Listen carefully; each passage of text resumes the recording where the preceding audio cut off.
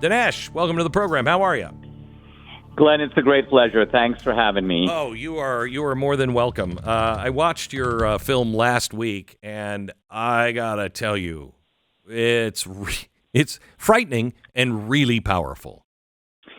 Well, we begin, Glenn, as you know, with putting kind of the viewer on a motorcycle with a GoPro, and you ride with Hamas into the kibbutzes. Hamas took this footage. Remarkably, not a lot of people have seen it. The Israel government, I think, was reluctant to show it, except to a handful of journalists.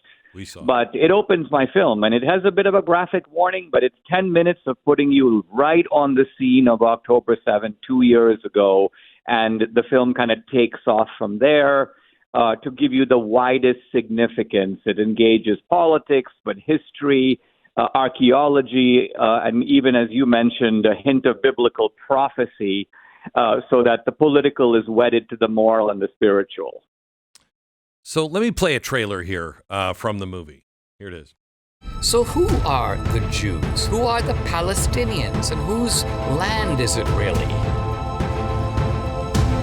Could the fate of the world, of humanity itself, be somehow tied to this place?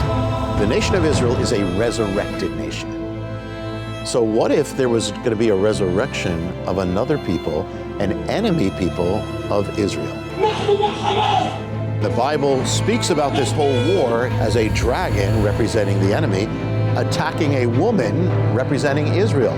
The civilian deaths on both sides represent victories on the part of the dragon. Hamas did everything within their ability to maximize the civilian casualty. We came back to a land that was largely barren and empty, and we brought it back to life, and we're going to keep it.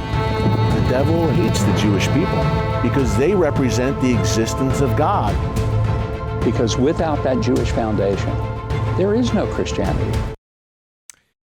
So let us go to the dragon's prophecy here for a second.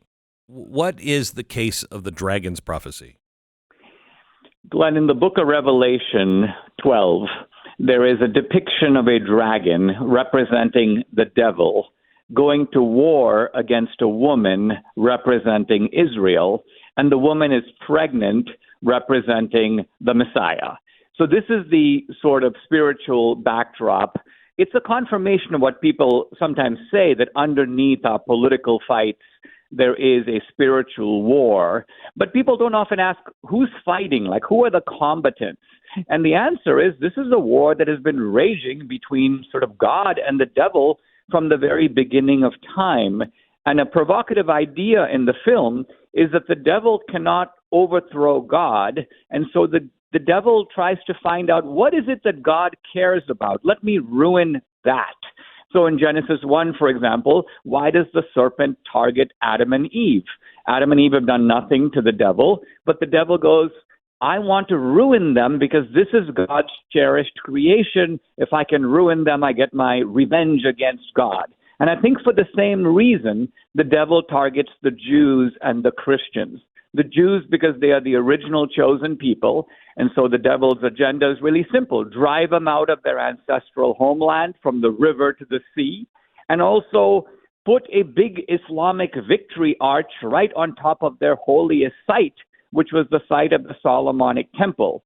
And then, of course, the Christians the Bible itself refers to Christians as like spiritual Israelites, and so the devil is like, I hate them too. I will persecute and harass and destroy the Christians no less than the Jews.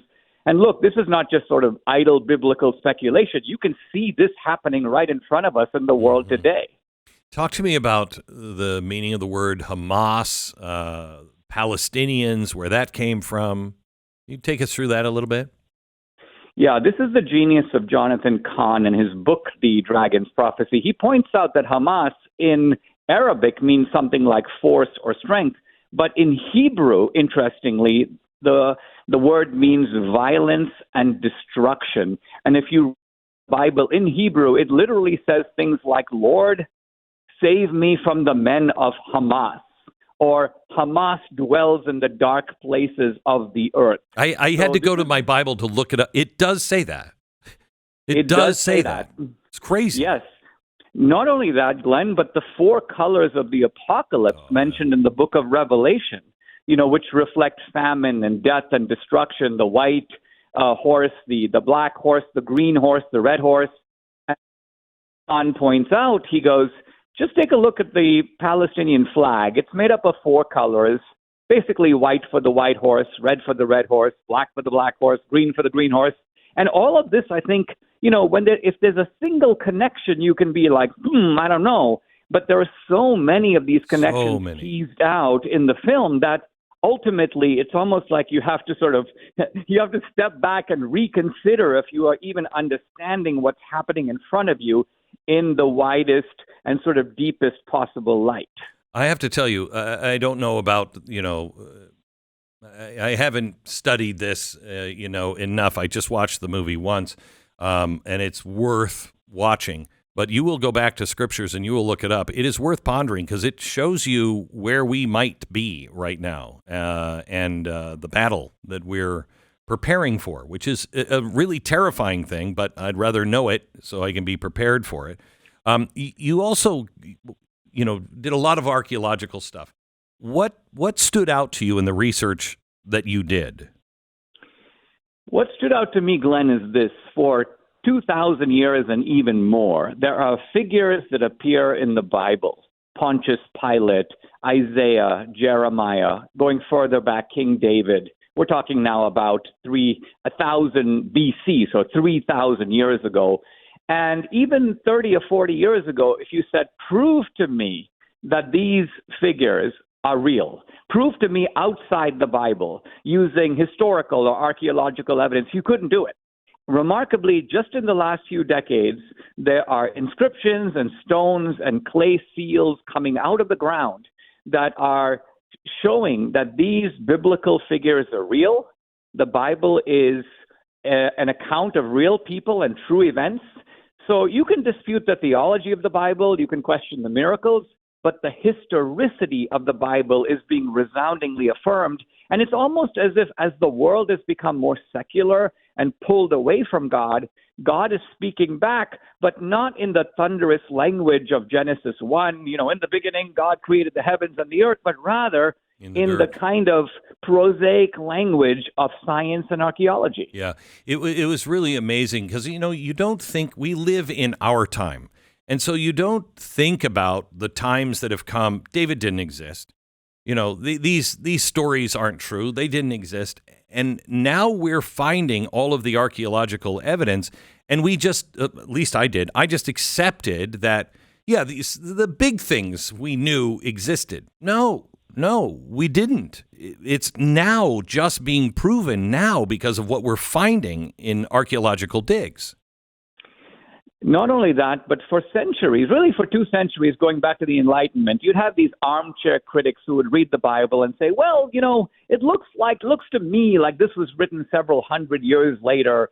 But now we know that can't be the case because there are minor figures in the Bible. The royal steward of King Josiah in like the 6th or 7th century BC, and suddenly a seal comes out of the ground in Jerusalem, and there's his name on the seal. Now, nobody 300 years later, this is like asking for the names of interns who work for Donald Trump, hundreds of years from now. Who would possibly know their names and identities? So this is why the Bible is being affirmed even at the level of excruciating detail. The fact that everybody said Pontius Pilate didn't exist and the stair that has his name carved into it 2,000 years ago that was discovered. It's those things that you're like, how do you deny some of this stuff now? It's just piling up. It's utterly impossible. And then, we are in Jerusalem and we go up to this place called Shiloh in the middle part of Israel. Yeah. And we find these remarkable red heifers. Now, I'd been reading a book about the red heifers. Mm-hmm. This has to do with the fact that in the end times, the Dome of the Rock will come down, the Jewish temple, the Solomonic temple will be rebuilt, and some of the rabbis are actually preparing for temple services, which involve the ashes of a red heifer. So all of this isn't just like Bible, interpretation. You have people in Jerusalem and in Israel actually preparing for this in a practical way. And in fact, one of the things that they said, let me take a break and then have you come back and answer this. One of the things that we said, because we were talking about the red heifers 2 years ago, and they were talking about maybe making, red heifer into ashes to prepare. And Hamas said at the time, that's one of the reasons why they went after on October 7th was because of the red heifers. And you go into that and what they really call October 7th.